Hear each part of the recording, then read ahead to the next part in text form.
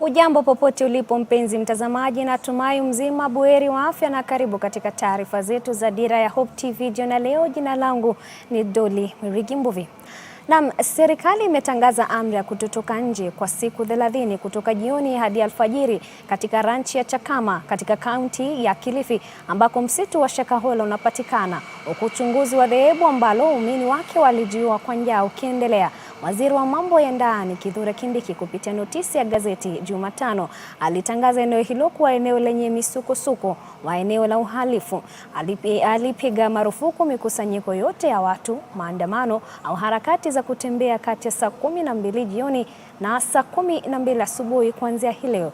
Zaidi ya hayo, Kindiki alisema serikali imeanzisha kituo cha habari, ufuatiliaji wa msaada wa umma kwenye lango la ranchi ya Chakama kwa ajili ya wale wanaotafuta wapendwa wao wanaoshukiwa kuwa sehemu ya ibada hiyo hatari. Wale ambao bado hawajapatikana walikuwa zaidi ya 300, kwani vyanzo vilivyo karibu na uchunguzi vilisema wengi waliokufa walikuwa watoto.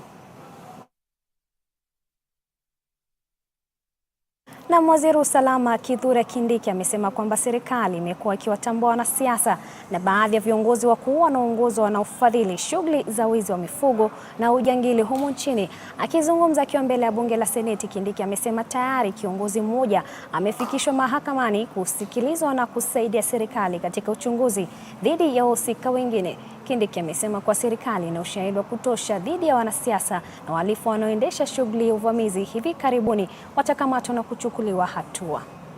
The government had two options. One,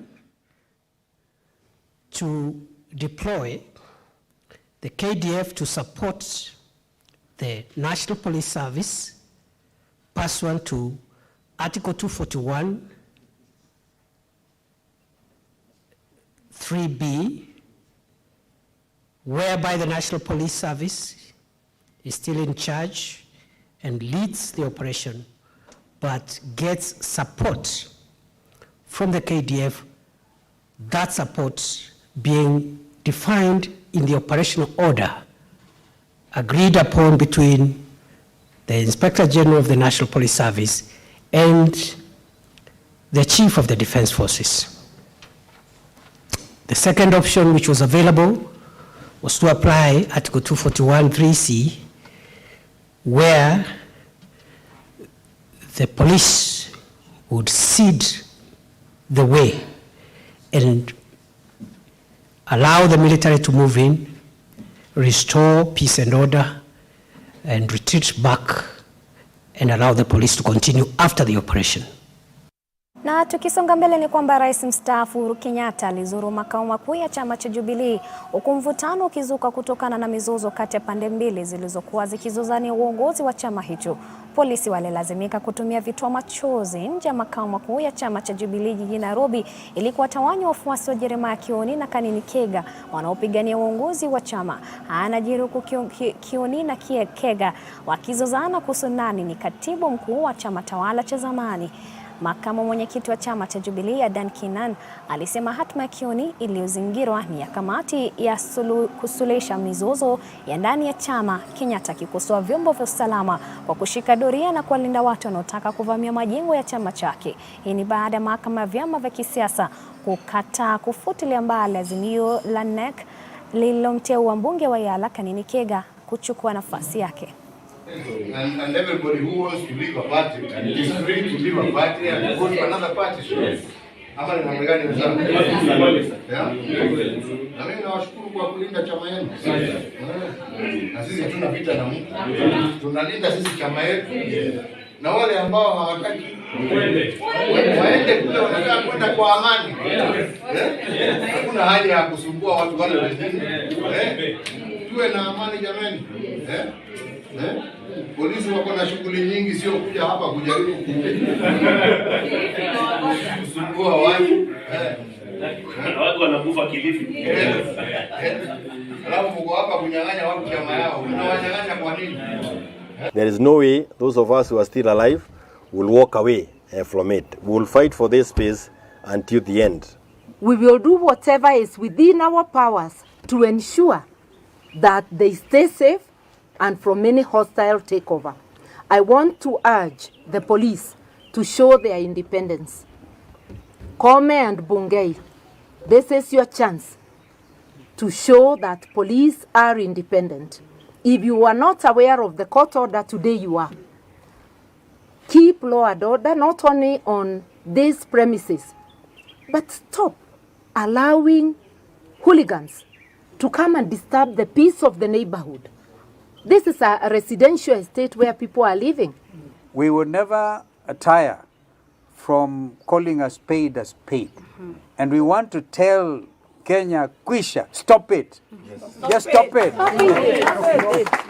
Just stop it. So that we can then move on to the next level. If indeed you're serious, some of us suspected they were never serious in the first place. As we speak, civil servants in the national government have not been paid. As we speak, workers of county governments in the Republic of Kenya have not been paid. And what we are seeing here are just sideshows. So we are inviting you to come and march with us.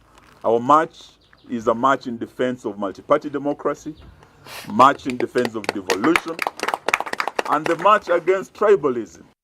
Na muungano wa madaktari nchini KMPDU umetoa notisi ya mgomo kwa serikali za kaunti zote 47 kufuatia masuala yaliyoibuliwa. Akizungumza katika mkutano wa wanachama wa muungano wa madaktari barani Afrika, katibu mkuu wa KMPDU Davjatela amezitaka serikali za kaunti ambazo hazijalipa wahudumu wao wa afya mishahara yao ya Machi na Aprili kuhakikisha wamelipa wahudumu hao kufikia tarehe 5 mwezi ujao. Aidha, imetoa wito kwa Jumuiya ya Afrika Mashariki EAC kuandaa mikakati ya kikanda ili kukuza ajira kwa wahudumu wa afya na kuhakikisha mishahara imeboreshwa. Okay.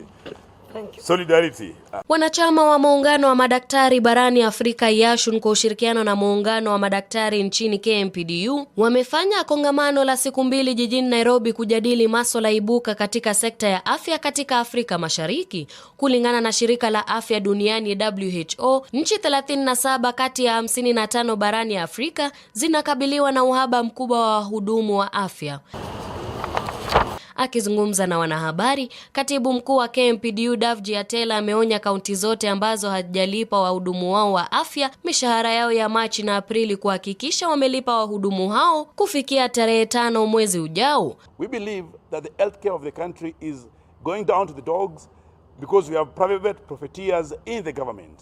Muungano wa YASHUN imetoa wito kwa wanachama wa Jumuiya ya Afrika Mashariki EAC kuandaa mkakati wa kikanda wa kuajiri wafanyikazi wa afya ambao utakuza ajira nyingi na kuhakikisha kuwa watumishi wa afya wanapata mishahara iliyoboreshwa na mazingira bora ya kazi. Shows just how bad the situation is and the need for member states of East Africa and across the length and breadth of the African continent to invest in health, and particularly so in health employment and the improvement of the working conditions of health workers.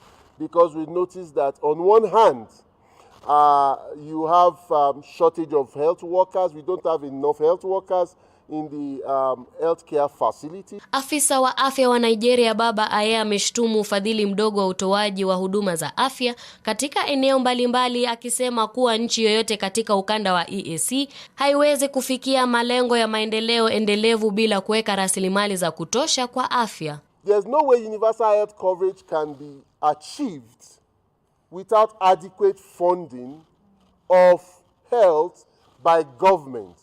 Privatization is not a solution. Privatization only enriches for-profit corporations against making resources available for the provision of health for all in our country. Kulingana na YASHUN, mgao wa hivi punde wa bajeti ya afya katika ukanda huu ni pamoja na Uganda kwa 7.1%, Kenya ikiwa na 4.4%, Rwanda 15%, Tanzania 12.1% na Burundi 10%. Huku Kenya ikiwa na idadi kubwa ya wahudumu wa afya ambao hawajalipwa katika ukanda wa EAC. Katibu mkuu wa KMPDU Davjatela ametoa wito kwa serikali na nchi zote wanachama kutenga angalau 15% ya matumizi ya jumla ya serikali katika afya. And Kenya has again almost the highest number of unemployed healthcare workers across the East Africa. So this is a rallying call that if we talk about universal health care, then it must go hand in hand with funding. And that's one of the deliberations that came in. We're also saying that this is not only for Kenya, it's also for East African community, that the person that we send in the East African community must discuss the health care of the people of those particular countries. And there's no way that it can better be discussed by looking at that there are healthcare workers, there's budget to it, and there's a compliance to the AU declarations in 2001. We've also spoke clearly, and it is something that Baba has put up, that privatization is coming as a big thing in Africa and East African countries. Nikiripotia Dira ya Hope TV, jina langu ni Gloria Musimbi. Na bodi ya kudhibiti filamu nchini KFCB imeelezea hofu kuhusu ongezeko la matumizi mabaya ya mitandao ya kijamii nchini. Akihutubia wanahabari, afisa mkuu mtendaji wa KFCB Christopher Wambua amesema baadhi ya watunzi wa maudhui wamegeuza mtandao kwa wenye maudhui chafu yaliyosambazwa kuanzia saa 4 jioni kwa ukiukaji wa wazi wa sheria na usalama wa watoto mtandaoni. Bodi hilo pia lilielezea wasiwasi wake kuhusu kuongezeka kwa udukuzi wa maudhui ya ndani na ya picha kwenye mitandao ya kijamii, ikiwa ni pamoja na video ya mwanamke aliyenaswa kwenye kamera akimdunga kisu mtoto wake wa miaka 2 hadi kufa katika eneo la Kitengela katika kaunti ya Kajiado. In the recent past, this vice has not only become rampant, but has also taken a disconcerting turn, with some bloggers and social media users sharing extremely offensive video content with the potential to cause harm.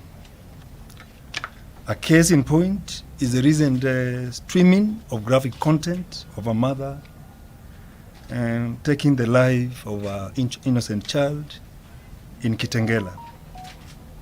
At the same time, some social media users are increasingly misusing digital applications to host and stream live video sessions of explicit content in blatant breach of the laws of the land. Indeed, some applications are being transformed into digital brothels from midnight onwards. Equally worrying is the non-consensual dissemination of intimate images or videos of individuals in violation of the country's privacy laws. All these activities are happening at a time when children who are heavy users of the internet and social media are at home for the April holidays. As a society, we need to step back for a moment and reflect on the following. 1, are we losing our values that define us as a people? Put differently, have we lost our African philosophy of Ubunduism, which is loosely defined as I am because you are? Secondly, are we really looking out for the interest of the child as we interact with technology? Or are we turning the internet, which is one of the most transformative innovations of our time, into the Wild West? In addition, are we harnessing the true value of social media in general and film in particular? Na familia moja eneo ndogo la Kirie katika kaunti ya Mbeere kaskazini kaunti ya Embu inalilia haki kufuatia kifo cha jamaa wao aliyefariki katika hali isiyoeleweka miaka 2 iliyopita. Mwili wa Charles Nyaga ulitolewa kutoka kwenye mto wenye kina kirefu mita chache kutoka kwa boma lake mnamo Machi tarehe 18 mwaka 2021 mwendo wa saa 11 asubuhi. Ugunduzi huu ulifuatia msako mrefu asubuhi wa wanafamilia baada ya kuripotiwa kutorejea nyumbani baada ya matembezi ya jioni na marafiki hize.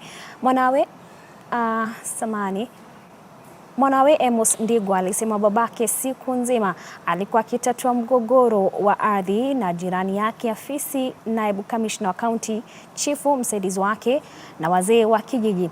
Juhudi za kufikia afisi ya kamanda polisi wa kaunti ndogo ya Mbeere kaskazini hazikufua dafu kwani simu hazikupokelewa. Tarehe 18 mwezi wa 3 2021 baba yetu alipatikana na kifo chake, na tulikuwa na kakesi kidogo kashamba hapa tu karibu na mboma yetu.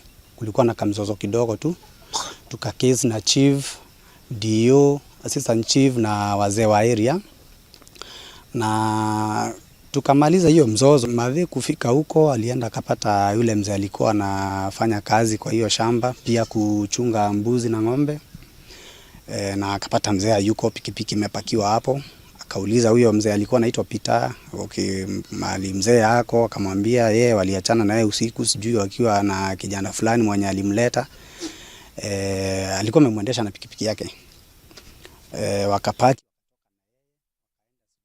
Naam, kwa siku ya 3 mfululizo kitengo cha Sita Missions kimeendeleza matibabu eneo la Matarba, kaunti ya Marsabit. Wagonjwa 100 zaidi wametibiwa, zaidi ya 20 wakiokoka na kuamua kumtumikia Mwenyezi Mungu. Today is the second day here at Sitam Matarba, and we have come to evangelize through treating the people who are suffering here. The turnout today has been very good, and we have been in a position to attend to a very good number. It is so fortunate that we have had all the medications that the patients have required. And the most important thing that we are emphasizing here at Sitam Matarba is especially adherence to the medication, especially those who have chronic conditions such as hypertension and diabetes. Basically today I've been able to see so many patients who require oral hygiene education and dental checkup, and I've been able to see most of them, and the major cases that I've been able to notice are dental caries, gum infections, and also dental fluorosis. We have attended to over 100 patients today. This is day 3, and tumepata ugonjwa aina mbalimbali huku. Sana sana tumepata watu wako na shida za meno, kwa sababu unajua pia hii area watu wanatafuna sana miraa. Others ni Na mkoa wa Bonde la Ufa ndio mabingwa wa riadha ya shule ya msingi kwa alama za jumla kihistoria za 511 wakishindana. Mkoa wa Magharibi walioshika nafasi ya pili kwa jumla alama 315 na mkoa wa Nyanza kushika nafasi ya 3 kwa alama 281 katika michezo hiyo. Wakati huo eneo la Kati liliibuka wa 4 kwa pointi 130, eneo la Pwani la 5 kwa pointi 127, eneo la Mashariki la 6 pointi 104 likifuatwa na Nairobi yenye pointi 23, na eneo la Kaskazini Mashariki lilishika nafasi ya mwisho kwa pointi 15 kwa jumla. Gavana wa kaunti ya Narok Patrick Ntutu, ambaye alizungumza wakati wa kufungwa kwa hafla hiyo ya siku 2, aliwashukuru waandalizi kwa kuchagua kaunti ya Narok kuandaa michezo ya riadha ya kikanda kitaifa.